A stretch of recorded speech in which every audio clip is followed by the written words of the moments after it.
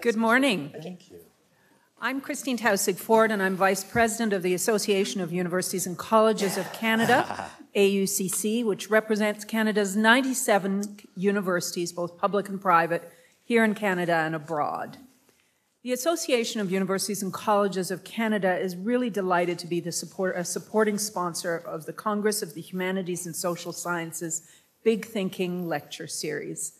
The series highlights the mandate of universities to bring the best thinking and new ideas to public attention in order to encourage new thinking, thought-provoking conversations, discussion, and debate. And I'm particularly pleased to welcome and introduce Tim Cook, First World War historian at the Canadian War Museum and Adjunct Research Professor at Carleton University. Tim is both a scholar and a public historian.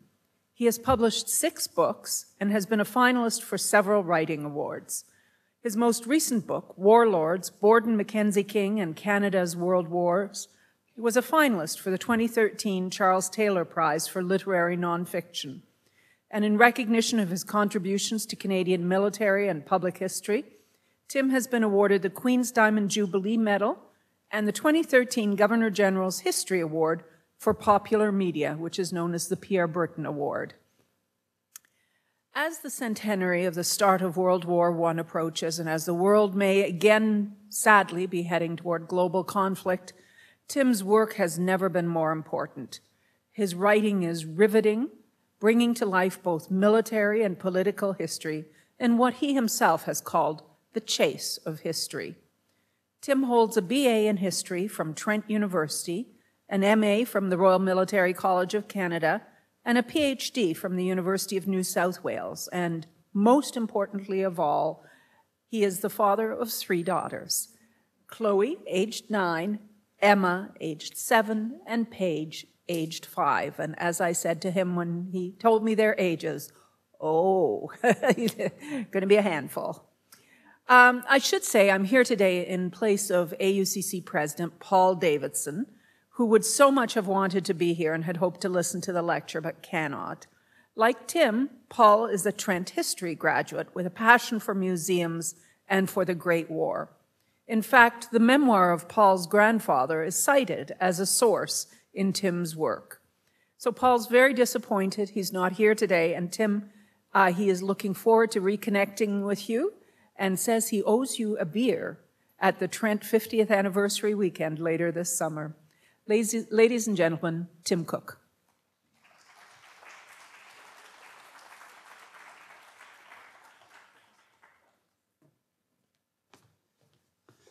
Thank you very much for that kind introduction. Thank you all for coming today. It's early, but I know there's free coffee, so you had to weigh the 2 of those, right? And I'm glad you made the right choice.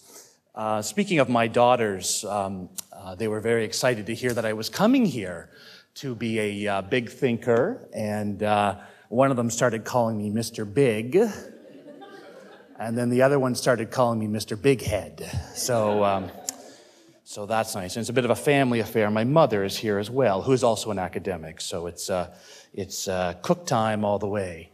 I'd like to thank the Congress for this kind invitation to speak here. I was just told that they are expecting 8,000 academics to come through over the next couple of weeks. I organized a conference once for about 40 people and nearly had a nervous breakdown. I don't know how you organize it for 8,000, but that is a staggering accomplishment, and I thank them. I thank the Federation of Humanities as well for sponsoring this event, and I thank Brock University. I was here, I think, 10 years ago giving a talk, and it seems to have changed significantly and so much. Such a beautiful campus. It was a real pleasure to walk around last night. Now, my talk today is entitled The Borders Between Life and Death. Make sure that that's the right title up there. There it is. Stories of the Supernatural and the Uncanny Among Canada's Great War Soldiers. Now, this is a part of a larger study that I have been working on for several years, which explores the soldiers' social history and the cultural history of soldiers. I've written about battles and tactics and doctrine and generalship and logistics and the home front and high politics. But what has always attracted me to the study of the Great War are those individual soldiers, those young men for the most part, although some older, of course, some old guys who snuck in 45, 50, 55. I found an 80-year-old once who snuck into the forces. And the younger soldiers, I found a 12-year-old once who made it to the trenches before he was shot and sent back to England. These thousands of soldiers, hundreds of thousands of Canadians who enlisted and who wrote letters and diaries and memoirs. And this is the stuff that I have used over the last 2 decades to really populate my history, to try to understand who these Canadians were. And someone asked me just before I came up here, how do you do research like that? And this is it, the stuff of history there. This is not the stuff in the official record. I have gone through that at the National Archives. I spent many, many nights there, over the Ottawa River, that lovely view of sitting at the archives, often alone at 10 o'clock at night, looking at those records. They're powerful. They speak to you. But this is the stuff that's not in there. And this talk, particularly about soldiers' culture, is not in the official record. This is the stuff of soldiers. These are the songs that they sang. This is the slang that they made up, their own language. These are the newspapers that they published in the trenches for one another that were not meant to be shared with others. These are the rumors that passed back and forth through the trenches. You'll know that, those of you who are professors at university, of course, the rampant rumor mill. Well, imagine in the trenches where you know nothing and you hope every day for an escape from there. This is the stuff of sports and of leisure and of poetry and of cartoons and of trench art, taking weapons of war and turning it into art and ashtrays. This is soldiers' culture. This is what I have been studying. And the part that will be talking about today is their death culture. Now, before I go too much further, I'm going to quote a lot from the soldiers. And I used to say in my talks, I'd go quote, unquote. And that's a kind of clumsy way. I hope you don't do that. Yeah, I learned after a while. Then I saw Chad Gaffield give a talk about 10 years ago. And he would sort of raise his arm like this when he was giving a quote. I thought that was a really cool thing. So I stole that from Chad, and I'll do that. And occasionally I'll say quote, but that just gives you a sense when I'm quoting from someone. And I should really keep that arm down, right? Before I talk about the death culture, I want to tell you a story about Will Bird. And let's see if this works. There we go. There's an image of Will Bird there. Will Bird, Corporal Will Bird, served with the 42nd Highland Battalion, although he's not wearing his kilt here. He was a hardened soldier from the Maritimes, about 28, 29, 30 when he served on the Western Front, served there for about 3 years. He writes about the war experience, about the fear, the anxiety, the act of killing other men, of feeling guilt over that, but knowing that that was his role as a soldier. He writes freely about his own anxiety, about his lack of courage at times, and of summoning the will to go over the top and to attack. It is a powerful memoir. And he came back to Canada. He survived the war. He went back to Nova Scotia as a journalist, and he wrote about the veterans' experience. He even wrote a regimental history during the Second World War. And to do that, you had to be accepted by the veterans. Now, I say all of this to say that he's not a crank. In fact, several years ago, I surveyed Canadian military historians. I said, what are the 10 most important books in Canadian military history?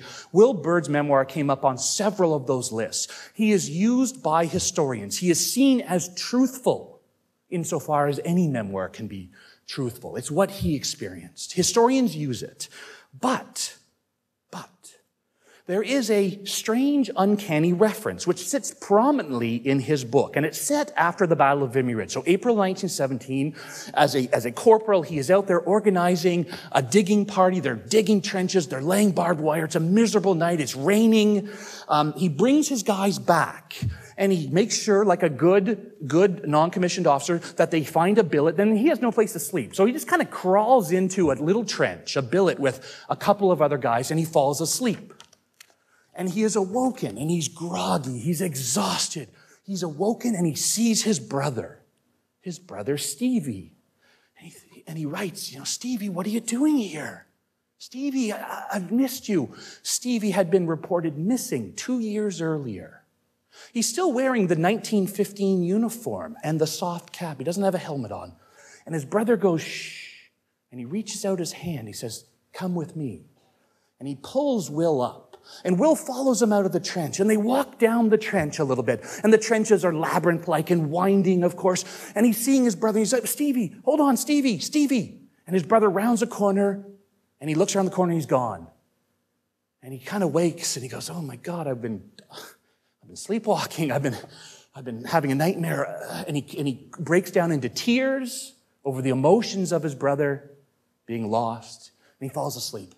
And the next morning, as the sun comes up, he's wakened again. Someone shakes him awake, and they say, Will, you're alive. It's all his platoon mates. You survived. And he doesn't know what they're talking about. And they kind of drag him roughly back to the billet where he was, where his equipment was.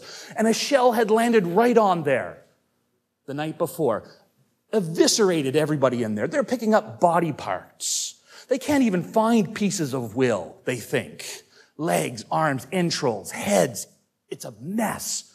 And they say to him, how did you survive? Your kid was here.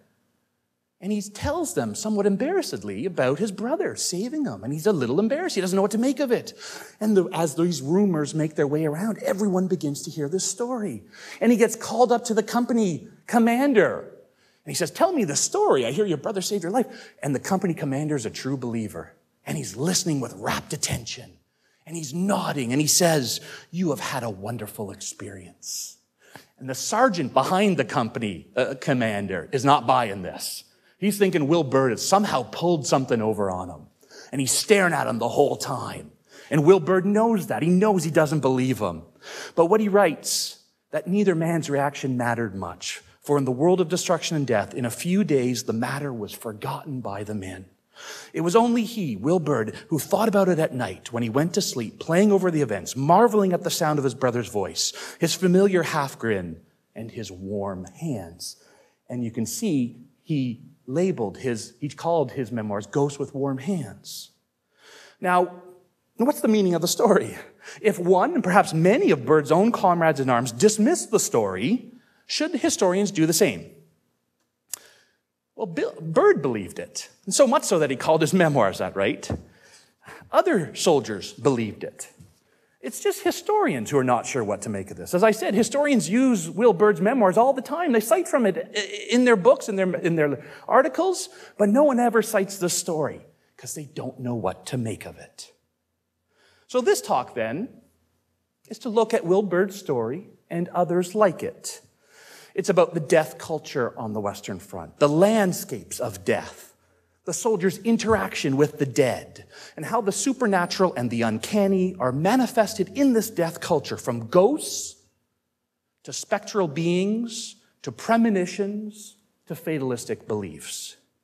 Now, I think it's important to note here that all of this happens in a particular place. Historians who study these events talk about the importance of space and place, and that's relevant here. That place, that space is the Western Front. The 700 kilometers from Switzerland to the North Sea, those trenches that developed very early in the war from the enormous firepower of modern weapons. To be above ground was to be killed, to be cut down. So soldiers dug ditches, and then a trench, and then a series of trenches, and these became underground cities. I think you know of them, the sandbags, the labyrinth-like trench systems, the underground caves. That's where these stories happen. I have spent, as I said, 2 decades. I have found dozens and dozens and dozens of these stories, but they all happen on the Western Front. They don't happen behind the lines, where soldiers spent a lot of their time, in the open fields of Belgium and France. They don't happen in England. So that's important to keep in mind. I think it's the borderland here between life and death, this site of mass murder where these sightings take place.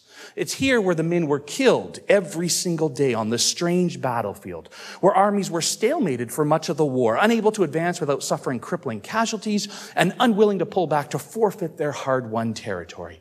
It's within this catastrophic landscape where soldiers lived and died, finding temporary solace in cycling out of the lines, but always returning to the front. That's where these happen. Now, as a quick aside, it's important to talk about who these soldiers were. I love this photograph. These are 3 Canadian soldiers here. If you can see closely, you can see their very bad dental work, eh? All rotting teeth, great smiles. They're just like us, black and white with the bad teeth. There's no doubt about that. But of course, they're not just like us. They have different belief systems. They have different motivations. They served for different reasons than we today would serve. It's important to note this was an army of civilian soldiers. They came from the farms and the factories. They came from the schools. They came together, 600,000 Canadians. That's from a nation of 8 million.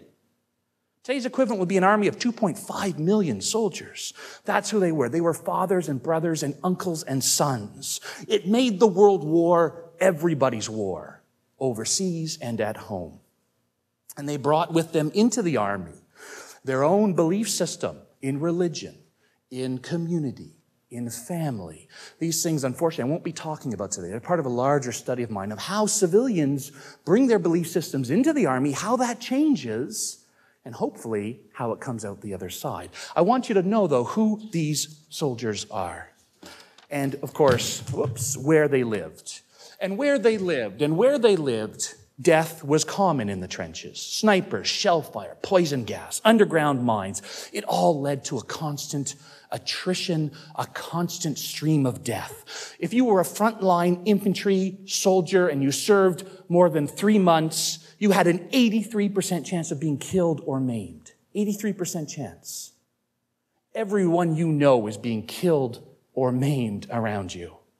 The living soldiers became martyred corpses in the blink of an eye. The blurring of the living and the dead only added to the apocalyptic landscape. Exhausted soldiers covered in mud, asleep on the fire step or in a funk hole, could easily be mistaken for the dead. In this bizarre environment, it was not lost on the soldiers that they seemed to be digging extended graves for themselves, the trenches. That's what they are, to protect themselves from the death-dealing weapons. Now, if death was everywhere, this is an Otto Dix, the German artist who served in the trenches and was so traumatized by it, he created this powerful series after the war, of which Hitler banned him in the 30s. If death was everywhere, so too was the byproduct, the dead. Corpses in varying degrees of disintegration littered the landscape. Those killed in attacks across no man's land often lay out there unburied.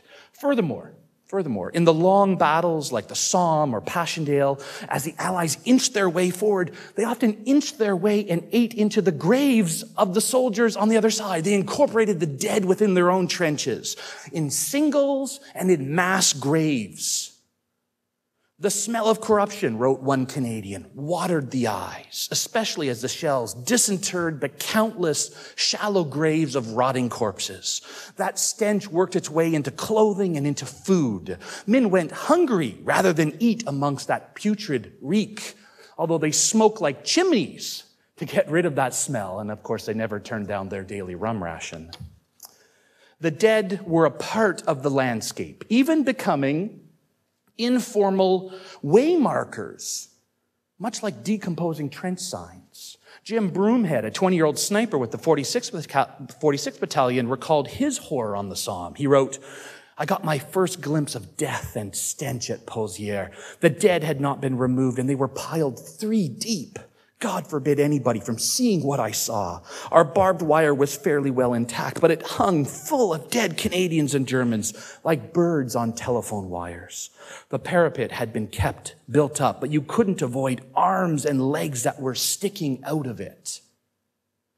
Now, many soldiers experienced the revulsion felt by Broomhead, but some soldiers shielded themselves from thoughts of their own death by trivializing the dead. "Along the road was an unburied hand of a soldier," wrote Lieutenant Fred Wells. "Some of our wags would pretend to shake it." A bit of humor along the way. Body parts, as I mentioned, protruded from the walls. You can see tired, exhausted soldiers here and a dismembered man lying right beside them. Body parts protruded from the walls. They were touched for good luck. Gas masks and helmets were hung off protruding femurs jutting from the wall. Matches were struck off the bald leather-like head, scalps protruding from trench walls. Now, such actions are shocking in their callousness. And I know the trench soldiers. I find it shocking. But they were one way to cope with living in the land of the dead. Moreover, familiarity bred a contempt of sorts. We were all used to the dead bodies or pieces of men, so much so that we are not troubled by the sight of them, wrote one Canadian. Now, I think at this point I've established so far that the Canadians lived in a grim environment, right? Permeated with death, where infantry battalions, 1,000 men, expected to lose 10% of their battalion each month. So 100 men each month just from stray shell fire. That's not in the big battles. That's shell fire, gas snipers. Death is everywhere. The front was also a place where the dead lived side by side with the living, where they slowly dissolved into the same earth that the soldiers were digging in and making their own homes. And so I think it's not surprising then that many soldiers write about this landscape of death as being haunted. Now, this is an interesting painting at the War Museum where I work called The Conquerors by Eric Kensington. It's of soldiers marching off into battle, and you can see over a little bit the bones of their comrades. What I find interesting about this is that the artist has painted the living and the dead together into the same painting. The pale-faced soldiers are the dead. They march with their comrades. The dead are always there as a heavy presence among the soldiers. Now, many battlefields are associated with hauntings, especially those for the American Civil War. And if you want to Google this, look up Amazon. There's like 100 books on American Civil War ghosts and battlefields. It's a whole thriving industry. And there are these ghost talks that go through all cities, and there are wonderful stories there as well. But on the Western Front, the ground seems to carry a presence, I think, from the mass trauma committed in that space. Soldiers stood, ate, slept, and defecated in a site of mass murder. This was their home, and it seemed on the edge of an abyss, as the trenches on the two sides, of course, faced into no man's land. That unholdable space, sometimes 100 meters across, sometimes 500 meters.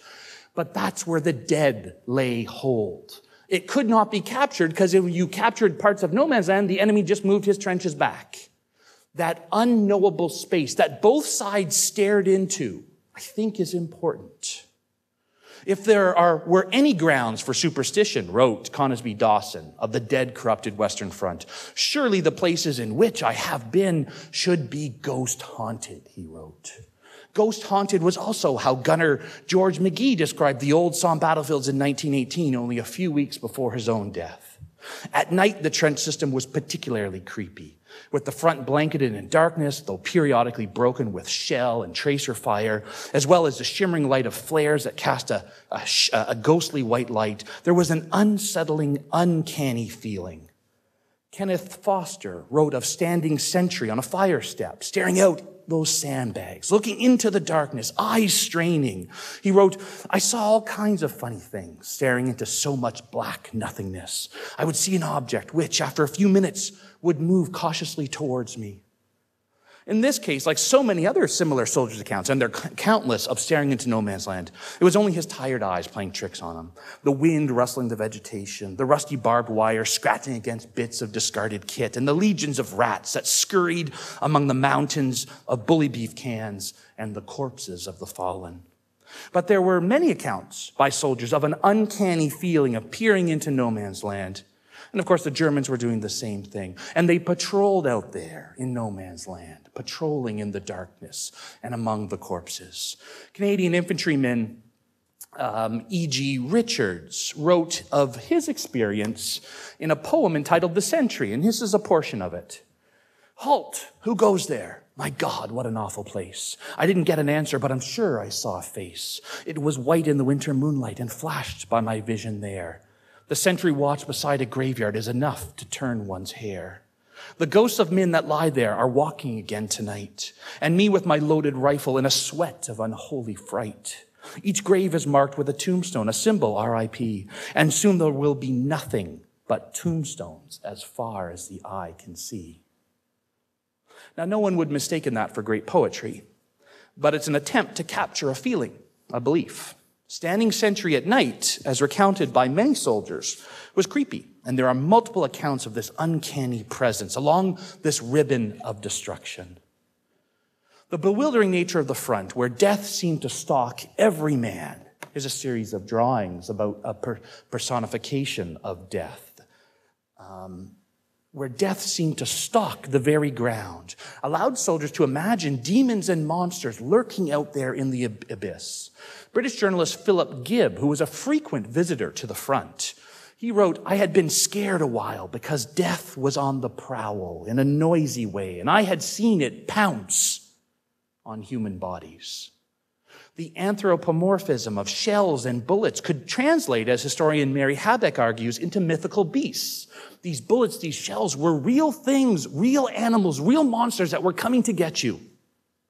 Death was literally an animal, and it waited for victims to make a mistake and to expose themselves. Infantryman Harry Combs wrote home to his brother of a comrade. He wrote of a brother, "He is among the missing, another victim of no man's land." Now, most of Combs' friends had been killed or maimed, with many comrades claimed to the empty gulf, where they went out and they simply disappeared into a spectral world somewhere between the living and the dead. Now, death stalked these soldiers, but the soldiers also embraced death. As I mentioned earlier, their slang. They have dozens and dozens of words for killing and being killed. Soldiers didn't die, they went west. They went home. They were napooed, a bit on the French slang there. They were pushing up daisies. The slang goes on and on. It reminds me of those First Peoples tribes or groups that have 100 ways to describe how the sun rises. The soldiers have hundreds of ways to talk about death and the dead. They also incorporate it into their songs. They sing about death to take the sting out of it. One of the most popular songs is "Hanging on the Old Barbed Wire." It's a song about this. Where is the infantry battalion? They're hanging on the old barbed wire. These are their friends, their comrades, their companions, left out there to rot. There's a song called "The Bells of Hell." It goes, "The bells of hell ring for you and not for me." And it's a bit of a taunting song. They sang it to one another. You're going to get it, not me. They embraced death. They had it in a phrase, "When your number's up." Des Morton, Canada's most famous First World War historian, entitled his memoirs that. Soldiers they had to believe they were going to get killed. 83% of the infantry were going to get wiped out one way or the other. You'll get it when your number's up. Just do your job. Continue on. If a bullet is there with your name on it, it will get you. That's an embracing of death. That fatalistic idea is a part of this soldier's culture. Infantryman Angus Martin wrote a month before his life was ended on the Western Front, that he and his comrades have to learn to look death in the face, hear and pass the time of day with him. All men had experienced, seen, or heard of freak deaths. Freak deaths were a part of the war. People were gunned down in battle, but soldiers were killed miles behind the line by a piece of shrapnel that hit them, or all manner of weird ways of dying. There are all these reports on this, which I have gone through. Soldiers being kicked by mules. Mules are dangerous. I didn't realize that. They'll kick you in the head, and you'll die from that. People falling down trench stairs. I mean, those trench stairs go 25 feet down. You're walking around in the middle of the dark. All these guys are falling down these things, breaking their necks, breaking their backs. There are many ways to die on the Western Front, beyond just going up over the top. It was a high-stress environment of unpredictability, with the odds always seemingly against the soldiers. And it's not unnatural, then, I think, that some of them experienced supernatural signs, more commonly in the form of premonitions that offered a glimpse into the future. Now, most of these premonitions seem to occur before battle, moving forward into the trench line. This was the most stressful time. This is when soldiers knew that about half of them would be killed or wounded in going over the top. It's the time when most soldiers wisely wrote their last letters. And these are powerful. You can read these in archives across this country. They're letters to their mums or their kids or their wives, and they're trying to put into words that they may not make it through the battle. It is hard not to break into tears when you read these things. And then you realize there are no more letters after that. It really was a last letter. But along with the last letter, which almost everyone wrote because it was the right thing to do, other soldiers had premonitions. Corporal William Miller of the PPCLI recalled that his friend, Sergeant Donald McDonald of the Signal Section, was really agitated the night before an upcoming battle. He was in tears. He was not acting right. And William Miller writes, "He was always full of fun, just a real good Joe. But not that night, sitting in the corner sobbing, eating his emergency rations. I said, 'Donald, you're going to get hell for eating those rations.' And his answer, 'Bill, I'm no coming back.' And he didn't. He was killed in battle the next day. And I've uncovered dozens and dozens of these accounts of soldiers writing about premonitions of death of other soldiers, not generally about themselves, but of other soldiers. Now, with the frontline soldiers suffering that 50% casualty rates, it's not surprising that many soldiers felt a sense of doom. I think that makes sense, doesn't it? But many of these premonitions were clearly more than simply weighing the long odds. There was an uncanny feeling, a supernatural vision that shed light on the portending future. Amos Mays wrote home in August of 1917 to his wife, "It seems strange that one should have the premonition of coming events as your dream, yet it very often happens. The night before I was hit, before leaving the frontline trenches, I had the feeling, which I could not get rid of myself, of that something was going to happen." Now, he was shot and badly injured, but he survived the war. Infantryman William Green wrote in his short post-war memoirs, "A lot of men had premonitions during the war of never coming home, and a lot of them, sorry to say, came true." Now, his statement suggests, of course, that not all premonitions came true. And there are accounts of soldiers who write about their own death and write home saying, "I don't think I'm going to make this," or in their diaries, little notes that seem to suggest that, and then they survive. Now, not surprisingly, most of them are not too disappointed with that. That was a part of it. Perhaps infantryman Charles Savage provides insight here. "I had known quite a few who at various times had such presentiments," which is his word for premonitions. "And I also knew that they were as often wrong as right. But statistics are poor consolation when you feel that way. The average infantryman was sure that he would be killed sometime." Now, one wonders if premonitions were an aspect of the soldier's sixth sense, that innate sensory protection that attuned the ears to the wail of incoming shells, where muscle memory reacted more quickly than the brain could transmit order. Experienced soldiers knew when to dive for cover and when to run, and inexperienced men didn't know, and they died in greater numbers. Experience saved lives on the Western Front. Frank Irium described an odd experience, he wrote, at the front. He was acting as an advance party, leading a group forward, and he wrote in his memoirs, "When some 150 yards from the corner, I seemed to sense or feel some impending evil stopping. I said to my mate, 'Wait a minute, let's sit on that old log lying there a few minutes and have a smoke.' I felt I was expecting something to happen, and sure enough, over came a 5.9 shell hitting directly on the path at the corner of that elm grove. Had we kept straight on, we would have just in time connected with that shell. I experienced," he wrote, "this sort of premonition on numerous occasions during my 3 years and 7 months of frontline duty." Now, 3 years and 7 months is a long time to spend at the front.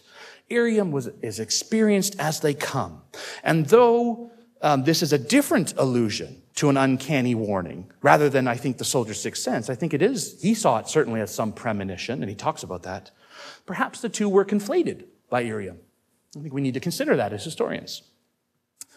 Occultist Herwood Carrington, who wrote a number of books about the occult and was fascinated by the First War because of the mass death and the ability he hoped after the war for families to connect with those who had gone beyond through seances. He wrote about this. He interviewed lots of soldiers. He compiled several books, and he had one account of a Canadian. It was an unnamed Canadian in his book, and I'm not sure how much stock to put in this. But this soldier described writing home to his mother. "One night while carrying bombs, I had occasion to take cover. When about 20 yards off, I saw you looking towards me as plain as life. Leaving my bombs, I crawled nearly to the place where your vision appeared, when a German shell dropped on them. And, well, I had to return for some more. But had it not been for you, I certainly would have been reported missing. You'll turn up again, won't you, Mother, the next time a shell is coming?" Now, that's a kind of pathetic account. I remember reading that the first time thinking, oh, geez, that's kind of, is he trying to just help his mom along who's worried about him? Did he actually believe this? Was he unhinged? But that's called a crisis apparition. There's a strong literature about this. Apparitions, visions, spectral beings that show up in times of stress to lead people out of danger. And it's the same account as Will Byrd, isn't it? Will Byrd's brother, Stevie, is a crisis apparition. Can they both be dismissed? Now, these visions of comfort have been documented in the literature, and one of the great things about researching this paper was to read the literature on angels and the third man factor. John Geiger, who I think was editor of the Globe and Mail for many years, wrote this fabulous book on people in crisis situations. He himself, an explorer, part of the National Geographic Society, hundreds of cases, 9/11 in the towers, Arctic explorers, scuba divers who are dying, who have no way out, and a crisis apparition shows them the way out, gives them a sense of calm. He has a whole book on that. There's books on angels, as you know, hundreds and hundreds of books.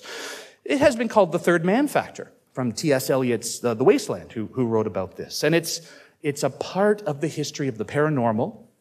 And it would appear, no one has ever looked at this before, but it would appear that these Great War experiences of soldiers fits into that in a theoretical framework of sorts. To return to the Great War, combat soldier Wallace Reid, seen here on the right, wrote to his mother about the perplexing and bewildering experience while fighting on the Somme. In a huge battle on the Somme, he and his unit attacked over the trenches, surged across no man's land, machine gun bullets punching down guys left and center. They make it into the trench. They're bayoneting the Germans. They're tossing grenades in dugouts. And then the German counterattack surge comes to them. They're down 50% in strength. They get pushed out of that same trench. They go scrambling back across no man's land, being shot down the whole way, stumbling in shell craters, tripping over barbed wire. They make it back to their trench. This is where he writes in his longest letter, which I'll write to you. A shell lands right in the midst of he and his surviving friends. Just fought this horrific battle. Shell comes down, blows everyone up. My first thought was the certain knowledge that I was dead. Also that I was glad of it. I think it was a hot stream pouring over my face, blood, and head that roused me. My head was pinned tight to the ground as a weight pressed terribly on my chest. I couldn't move my arms, nor at first my feet. A few seconds working got my feet free, though. Ensued a frantic struggle on my part to rid myself of the burden of dead men who were literally on top of him. I succeeded, rose to my feet, and stood still. The sight that met my eyes in the starlight will be with me as long as I live and breathe. In front of me, the shell crater, 6 feet deep or more, blown clear of everything in the bottom. And around the top, a score or more of stark, silent figures that had been men a short time ago. Whole bodies, pieces of bodies, single bodies, piles of bodies, all stark, all still. Not a second broke the silence while I stood there. Not a shot, not a shell. For a few seconds, some magic hand held up all the hellish forces that were playing over that tortured land. I waited, scarcely breathing, for something. Waited, it seemed minutes that could only have been seconds. Then it came, invisible, intangible, but nevertheless very real. Something came to that place of desolation, stopped a moment, and passed on again. And I was the only living witness. Within a few seconds, that spell had lifted, as he calls it, and the invisible presence moved on. Reid was sent to a hospital to recover, where he mulled over this invisible presence, unsure about how to interpret it. It left him, as he wrote, scared and anxious. And he wrote to his mother, I should not be writing of these things, but sleeping or waking, I cannot stop thinking about them. Now, was he shell-shocked? Probably. Had he encountered a supernatural presence? I can't pass judgment. But I know that he chose to write that experience from his system in a cathartic exercise in order, perhaps, to make sense of it, or to frame it in terms that he understood. Wallace Reid believed he had brushed with a supernatural presence and perhaps even death incarnate. So where does it all lead us? I think that soldiers embracing the dead and the death, the first part of my talk, can be understood in the traditional senses of soldiers in macabre terms, in the way that they coped and endured, and how they make fun of things, and how they take the piss, as they use their own words, out of their officers and the war and the dead and everything. They do this to survive. And that's a coping mechanism. It's a way to endure. But the border between life and death, I think, of being buried alive and the seemingly walking dead, was thin and permeable. And I think historians have to come to grips with the second part of my talk, the premonitions, the superstitions, the undead, the ghosts, the spectral beings. Now, are the spectral visions and ghosts the results of hallucinations? There's a famous one called the Angels of Mons. You may know that in 1914, the British professional army is being pushed back by the Germans. And they are marching day after day after day. They're marching on 2-3 hours of sleep. They're suffering mass exhaustion. And then the Germans are about to pounce on them and destroy the British army. And there is a mass vision of angels coming down, intervening, and stopping the Germans. Now, there was a very strong following to this story. It was written up by a journalist. It became an instant bestseller. There were songs put to this. There was a play. There was a choir. The movie rights were acquired about 10 years ago to this to turn into a movie. It has lived on, the Angels of Mons. Even when the journalist wrote, after it became so popular, even when the journalist wrote that he didn't think it was true, everyone said, no, you're wrong. It is true. It did happen. Now, part of that is the Christian belief of soldiers fighting in a Christian war, both sides Christian. Part of it is the need to believe that you're on the side of angels, quite literally. Part of it was something else. One British soldier who encountered a Canadian in the summer of 1915, they were talking about this, a quote I found in a letter. We were standing near the graves of some 17 or 1,800 of our departed heroes, and this Canadian soldier who was recovering from his wounds said, "Why shouldn't these things happen today? I believe we are better now than in the Old Testament times, where they often saw angels. There's more reason for them appearing now."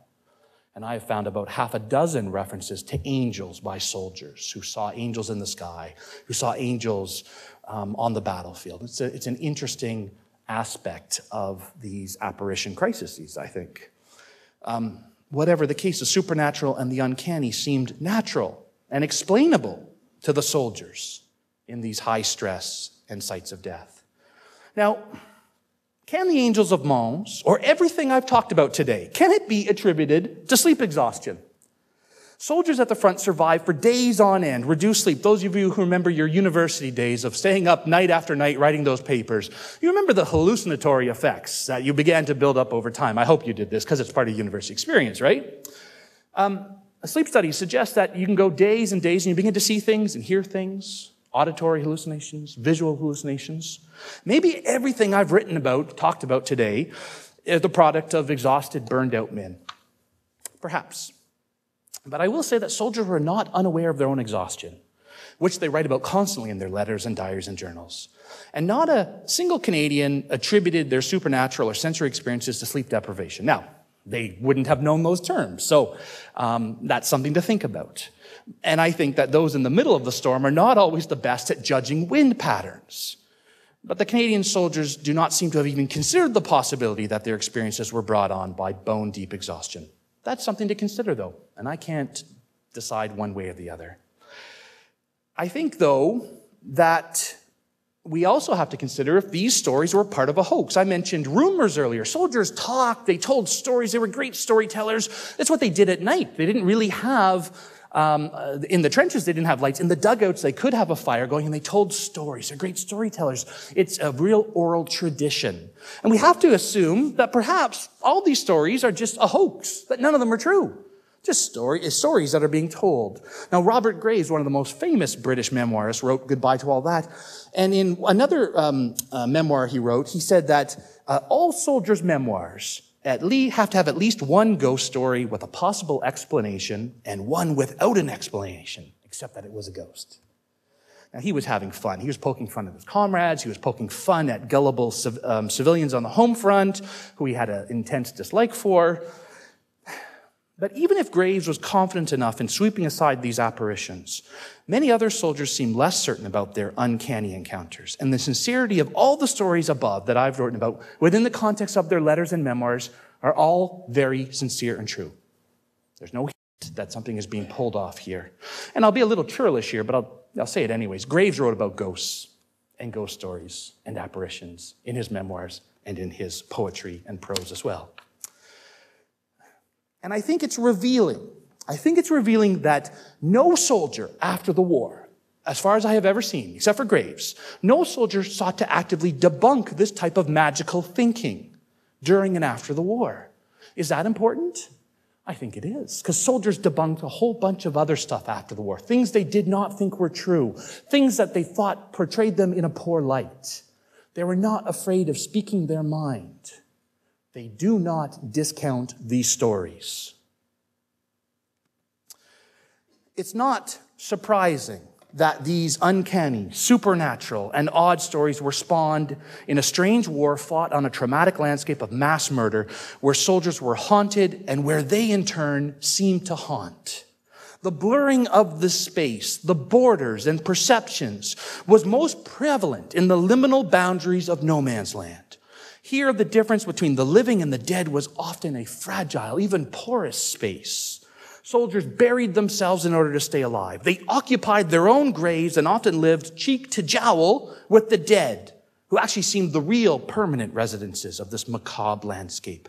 They embraced death to cling to life.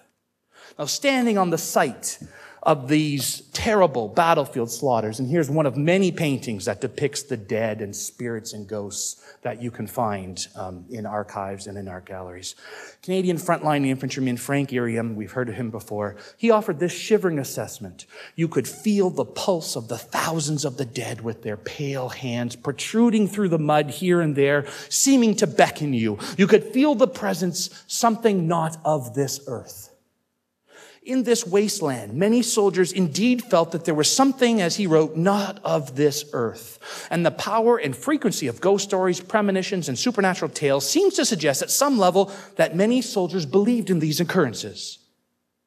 Now, since almost none of the soldiers left a written record of what they thought, as opposed to simply describing them, so they write about this, but then they don't tell you, the historian, what they mean by it, it falls to us 100 years later to analyze them, to make sense of them, to think about what this meant as part of a belief system.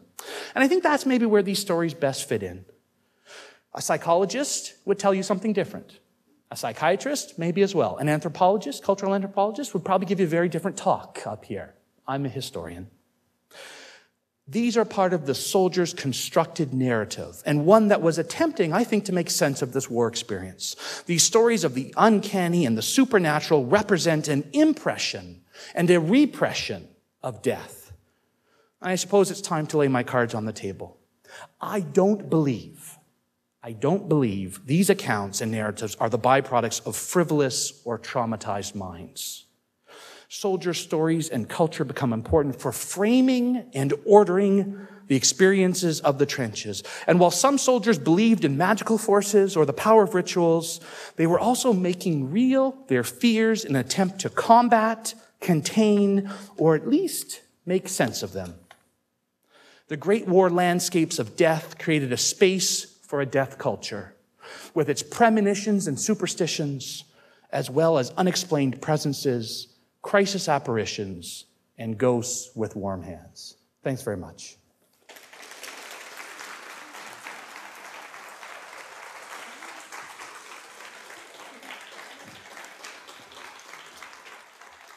Thank you.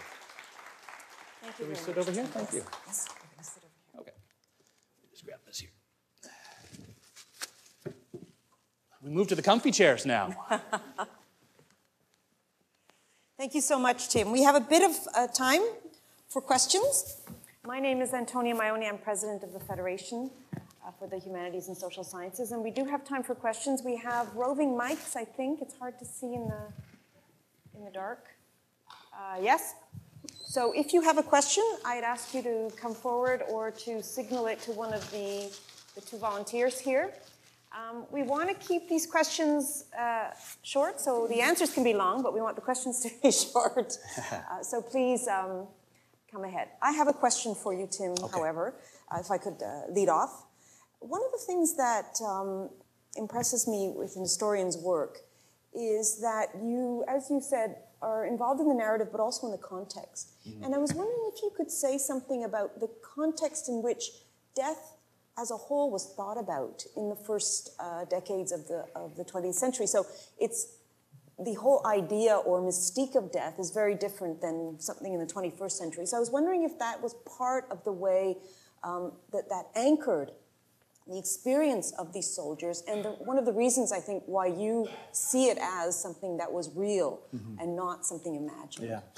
So I think that's an important contextualizing question, which for time constraints I couldn't touch on the front end, which is, of course, to create the context behind these stories. The civilian army, that's important, right? They are coming from Canadian society, and death was prevalent in Canadian society. A century where 1/4 of all children die before the age of 1.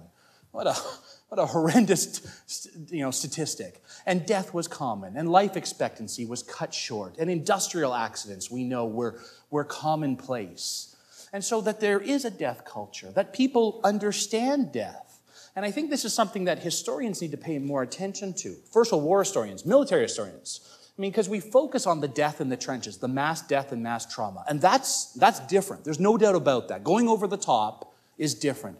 But this was also a society of which these soldiers are drawn from, which understood death in much more frequent and familiar terms than we would today. And I think that also sheds into this, as does what I couldn't talk about before, which is the rise of seances in the late 19th century, the prevalent table wrapping and ectoplasmic projections from people who are channeling the dead. This too is a part of society that, of course, is not really here today, and it continues after the war. So this First World War experience with these civilian soldiers, 600,000, 1/3 of all adult males, I think bleeds both into the back end and the front end of this. And I think if someone was to take this research beyond where I'm going, and I know what my study is, I think that would be a really interesting area to look at. And just as something to throw out, I think it's the archives in Manitoba has amazing spiritual photographs from, I think it's the 1920s, of spiritualists who are speaking to the dead. And of course, we all know the story of William Lyon Mackenzie King and all of that. And so there is a particular time and place here. That's important to understand.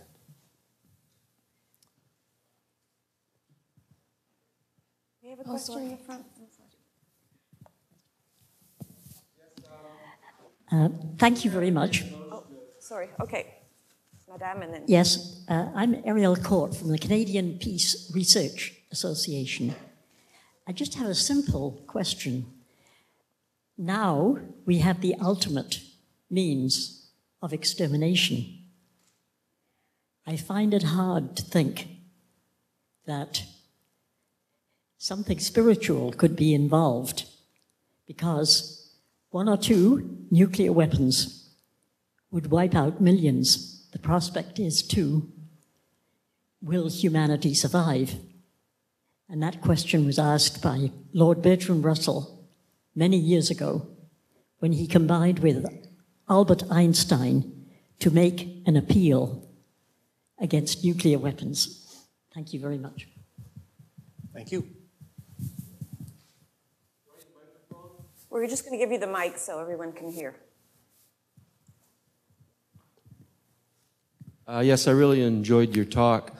We have today the notion of post-traumatic stress disorder to give a sense of soldiers who've come through war. What was the concept of the time, or was there one? I know there's the notion of shell shock, but was there any kind of syndrome attached to returning soldiers, and if so, what would it be, and what kind of practices were there to deal with soldiers who had returned from this kind of trauma? Good question. So, as many of you know, post-traumatic stress disorder doesn't become a recognizable illness until 1980, right? And so what was it before that? Well, of course, it was known as shell shock during the First World War, known as battle stress during the Second World War, battle exhaustion during the Second World War, the latter part, and Currie as well. So throughout the history of warfare, it's very clear that the human mind of trained soldiers, despite whatever amount of training is involved, can often not deal with the stress, the terrible strain of warfare, of what you are forced to do in war and how you are forced to survive. The traumatic effects of seeing your friends and comrades being killed around you. Sometimes your own effects in killing others. And so it had imprinted on soldiers. We have statistics that are pretty strong here. About 15,000 First World War Canadian soldiers were diagnosed with shell shock.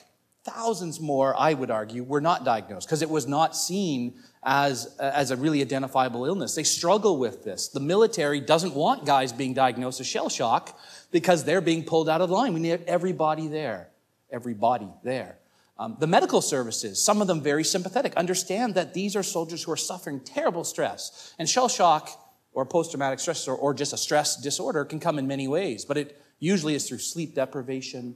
It's through the inability to nightmares, daytime traumas, physical traumas, and then more advanced cases of people developing paralyzed limbs so they can't actually fight, people just being able to use their arms, going blind, and then to the most extreme elements of people losing their minds, raving, unable to protect themselves, walking around the battlefield. And you read accounts of soldiers stumbling over the battlefield, screaming and gibbering and being shot down. And this is the horror of war. And your question then, I think, is what happened to them after the war? Well, one of the interesting things about the First World War in Canada is that really we see the embryonics of a federal health system here, caring for all these veterans. I mentioned this, 60,000 dead soldiers, right? That's traumatic in itself. But there were 170,000 wounded soldiers, some of them with very minor wounds, some of them with full traumatic, amputations of 4 limbs. And thousands and thousands were recognized as having mental trauma. And so there are special hospitals set up across the country where they were sent, and some of them made it out, and many of them stayed there for the rest of their lives.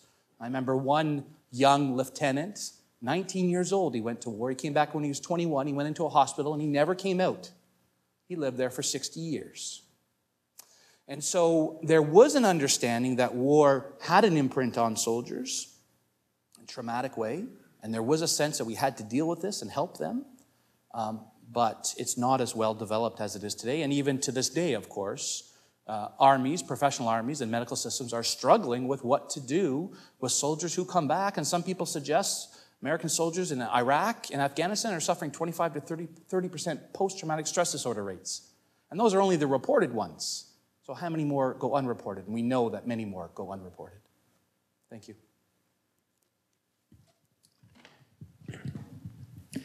Thank you for your talk. I really enjoy you. You're a great speaker. And I mean, I feel that I was a bit in the trench and I had no idea what was going on there really. And it was amazing and terrible at the same time to hear it.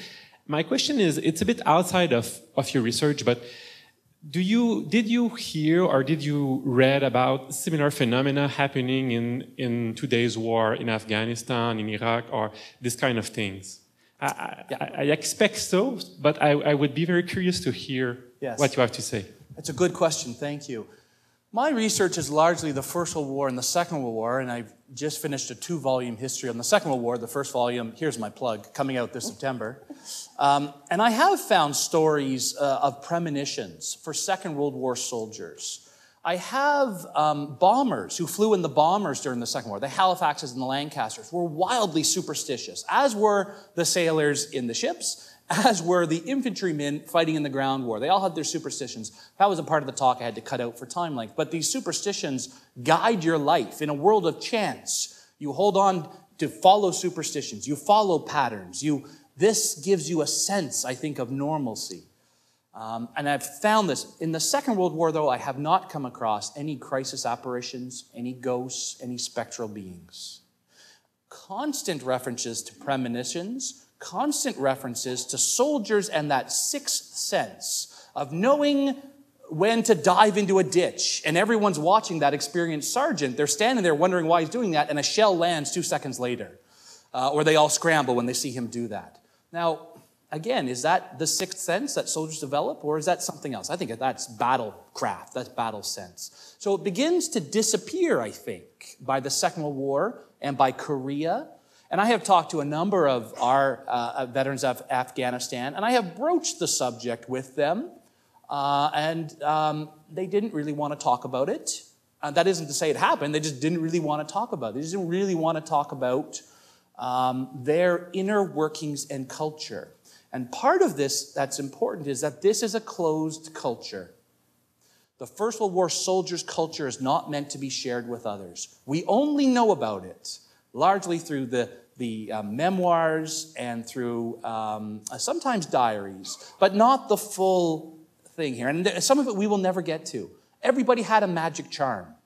Everyone had a lucky talisman and multiple talismans. Very few soldiers write about that because you don't write about your magic charm. You don't say, hey, Mom, I'm only being kept alive here because I got this bullet that nearly killed me. Or Talbot Papineau, who in the trenches beside him, his friend takes a bullet through the head. The hat he was wearing in 1915 sprayed with blood and brains that Talbot Papineau decides to wear for the rest of the war. These are things that often don't come out. And I think that's the case, to come back to your question on Afghanistan. I think, and I hope someday we have a better sense of how soldiers cope, how they endure, how they make sense of war. To me, this is critical to understanding warfare. You can study generals and strategy and technology and whatever, but even though warfare has changed radically from soldiers in Afghanistan to the soldiers in the trenches, at one level, it's the exact same. It's still boots on the ground for infantry. It's still guys dealing with fear and exhaustion and sleep deprivation. And it's still men and women now dealing with trauma.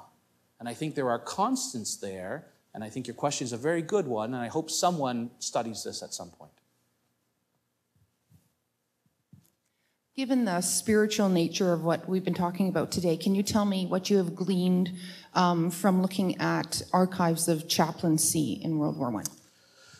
The chaplains played a really critical role. The padres in the front line, each battalion had a padre who ministered to the 1,000 men there. They play a really crucial role because this is an army that is steeped in religion. I mean, everybody is Anglican, Protestant, Methodist, Catholic. And you sort of go down. Almost nobody is an atheist. And of course, we know that phrase, there are no atheists in foxholes. I mean, once you get to the trenches, you develop a belief system one way or the other. Many soldiers put their life in the hands of a higher being, in a God. God will protect me. You see that in constant letters. I will make it through this. He is looking out for me.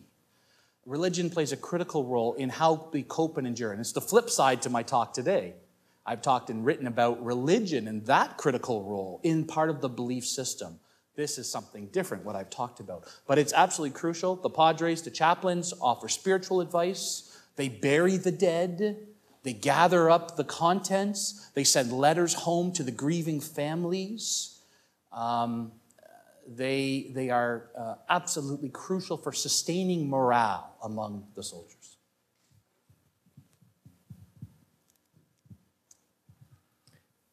Thank you, Tim, for another great, passionate talk on the experience of soldier in World War I. I would like to ask you a question, not so much about the experience of the soldier, but the implications of the fatality of that they experience, knowing that, you know, that was at every corner of their life experience. So if soldiers knew about all of this, how could they carry on their duties? How could they follow officers' orders, knowing that this could happen? How could the military infrastructures and chain of command remain in place despite this fatality? Yeah, it's a great question. And there's a great book out there called Shock Troops by Tim Cook, which explores some of this. But there are other elements here. And I think this is the question that we need to understand. How do they keep doing this? How do they endure? Why isn't there revolution? Why don't they murder their officers and just go home? And this is a really complex question, and I think it comes down to all kinds of things. It's not the reasons why you enlist. Many soldiers enlisted for king and country. They enlisted because they drank too much and they heard a patriotic speech. They wanted to impress their girlfriend, or issues of masculinity and wearing the uniform, all that kind of great stuff that scholars write about. Once you hit the trenches, things change. Now, a lot of people say the trenches blasted patriotism out of the soldiers. That's nonsense. Soldiers believed in this war. You see it in letters and diaries and memoirs. It's a constant. The kind of nihilistic beliefs that we see about in some of the more high-profile writings, think of All Quiet on the Western Front. Most soldiers believed in this war, so that's important. Even though they were jaded and angry and cynical, they believed in it. They had motivators, both carrots and sticks. The carrots are important. Letters home, a connection to the home front. Thinking and believing you're fighting for your loved ones at home and for the community there. Countless letters from soldiers saying, I'm fighting over here so we don't have to fight this war at home. I think most of us now know that the Germans were not likely to cross the Atlantic and invade Canada, but that's the belief system. So we need to take soldiers at their word, what they thought, how they justified, the words they used, the narratives they spin. That's important. Letters, home, care packages from home front, that's critical. Leave is critical. Reward system, medals. Medals play a part for some soldiers in motivating them to go forward. I remember one soldier who won the military medal, he said, oh God, he writes in a letter, I don't want this thing because now I have to be brave. Now I wear the medal, I must lead. Simple motivators are important. Cigarettes. You cut off a soldier's supply to cigarettes, the war's over. They write this over and over again. We're all going home. Daily rum ration, that's crucial, right? Now, I don't know how far I believe if you actually cut off the rum and cigarettes, they're all going to go home, but that's a part of it. They think that's important. They're owed that to survive. Then there's the stick. You have officers who have the right to execute you through a trial. It's not at people being shot in the head with revolvers, aka 1942 Russian front, NKVD officers, but we executed 25 Canadians in the First World War, all volunteers. That's a dark stain in our history. The ultimate punishment, there were very, very harsh punishments for soldiers who didn't obey orders. Something called dumb insolence, which I think, Stéphane, you know. Well, I'm not saying you do that, but, you look at your officer the wrong way, they can throw you in the clink. They can tie you up, field punishment number 1, which is to tie you to a wagon wheel for 2 hours a day, which doesn't sound like much. It's humiliating. Of course, when you're crawling with lice and you can't scratch at them, I remember the first time I realized that, field punishment number 1, I said, well, what's the big deal with that? And one guy writes, it was torture. The lice burrowing into me, eating me alive. It goes on. And there are other factors as well. Spiritual, crucial to understand for many soldiers. Supernatural, for the less number of soldiers, but still important for some. Fatalistic belief, writing your life off. Things are, I'm going to just keep doing my job, and if there's a bullet there, it'll get me. And if there isn't one, I'll make it home. All of this comes together into a constellation of belief systems that I think are crucial to understand. And to come back to your very good original question is, if we don't look at these things, if we don't try to understand what motivated soldiers and why there were no mutinies, there were mutinies, as many of you know, in the Italian army, in the French army, in the Russian army, but none in the British, Canadians, and Australians, save for a few battalions every once in a while that decide they're not going to go into the line. There's something there. There's something about that. And historians, I think, have not yet fully grasped what that is. Tim, your narrative in words and your narrative in speech are incredibly moving, and you bring us to the place. We're now in 2014, 100 years after the outbreak of World War I. You mentioned you had 3 daughters. I have 3 sons who probably 100 years ago would be preparing for battle as we speak. I'm wondering, how do you think, this is sort of a closing message to the audience today, how do you think we can bring I don't know if it's a commemoration, but that 100-year understanding in Canada today? We're at a point, I think, in Canada's history where very different from other past, maybe perhaps commemoration. Yeah. You mentioned the word mass murder several times in your talk this morning. How do you do that? How can we do that? How do we convey that? How do we talk about that? Yeah. 2014 to 2018 will be a heady period of commemoration in this country and around the world. Those of you who are following what's happening in Britain now, there are vicious fights going on there. And how do you commemorate this war? Because at first they were talking about how do you celebrate it? And everyone said, that's absurd. 9 million dead. Europe destroyed, new countries, rise of communism, a rise of fascism, or at least the seeds for fascism, the Middle East, Ireland. No, this is not a celebration, but it is an important event in world history that we should mark. And I think in Canada, we will clearly be doing this. The federal government has been keeping its cards pretty close to its chest on this, I think largely because of a bit of the backlash over the War of 1812. We have to acknowledge that. People said that people were not happy with that in many cases. So what is the First World War going to be? Well, I hope it's, I have ideas of what I think it should be, and I've talked to a lot of people, and there are all these great ideas that are rising up in communities, and they want to do things. They want to mark this war. And I think the community level is really important because the war 100 years ago was experienced at the community level. We write about it as an international event and a national event, but in the end, it's your son that goes off. It's your neighbor that goes. It's your church member. And it's everyone from your community. And how do we mark that war? It's through those memorials in every town, every city, every village that are still there to this day. It's through stained glass windows and commemorative texts. It's in your high school, if it's 100 years old, that has the plaque there to all those young men who died, who served. It's still there today. And it can be commemorated at the national level through poppies and Remembrance Day and through whatever. But I think there are different levels here of commemoration, and the local is important to me. I hope that we see that. I hope we do not see a nationalistic exercise in chest thumping and backslapping, which we may see. There is an interesting conflation of the 100 years of Vimy, 1917, 2017, with the 150th of our country.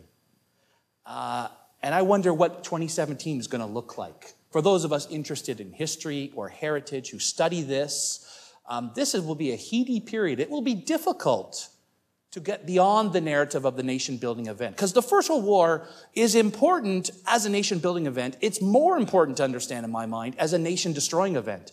The English versus the French question versus conscription, which gets boiled down to that, but is much more. It's about labor and capitalists. It's about farmers and those who live in the city. It's about community against community. This is why the war is important. It's happening overseas. It's happening at home. It's how we remembered it 100 years ago.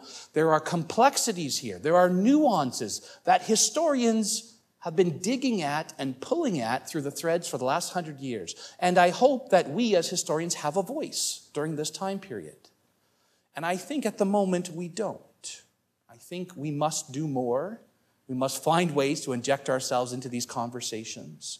There are little bits here and there. But if you want the nuances, if you want that complexity of history, which we love, which we live for, which drives it for us, we have to be there as part of that conversation. And I'll leave that with you to think about how you do that. Is it writing wonderful editorials to get out research? Is it doing talks? Is it speaking to students and telling them more than just the story of Vimy and Versailles? Is it mobilizing talks for your MPs? I've been involved with talks on the Hill to talk about the First World War to MPs. Not well attended, I will tell you, but a few people there who want to know more about it. And I think that's a part of this. And I think that Canadians like their history, want their history. A wonderful new book, Margaret Conrad and her group, Canadians in the Past, or whatever it's called. Fabulous, eye-opening experience for me to read. Canadians want their history. And I think we can give them the complex history that they really want because that's the interesting history. I'll leave it there. Thanks very much, everyone. Thank you, Tim. It's been a privilege. It's been a real privilege for you to be here with us today telling that story, and I do hope your voice is very present.